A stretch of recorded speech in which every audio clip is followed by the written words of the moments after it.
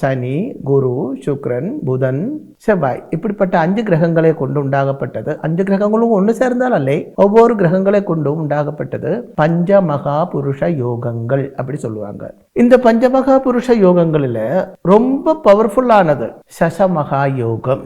சசமகா யோகம் சனியை கொண்டு உண்டாகப்பட்டது தான். அதாவது ஒரு ஆள் ஜாதகத்தில் சசமகா யோகம் இருந்தால் சனி தசா காலத்தில் தான் அந்த சசமகா யோகம் உண்டாகும். சனி லக்னத்தில் இருந்து கேந்திரத்தில், கேந்திரம் என்றால் 4, 7, 10 ராசிகள், இங்கே கேந்திர ராசியில் உச்சமாக இருந்தால் அது சசமகா யோகம். சசமகா யோகம் உள்ளவன் புறம், கிராமம் இதுக்கெல்லாம் அதிபனாக இருக்கும். அதாவது ஒரு பெரிய ராஜயோகம் என்று சொல்லலாம் சுருக்கமாக சொன்னால். இதில் முக்கியமாக என்ன என்றால் சனி தரப்பட்ட யோகம், அதுக்கப்புறம் வரப்பட்ட எந்த கிரகங்களும் அந்த யோகத்தை மாற்ற முடியாது. இதுக்கு தான் சனி கொடுத்தால் கெடுப்போன் யார் என்று சொல்லப்படுகிறது.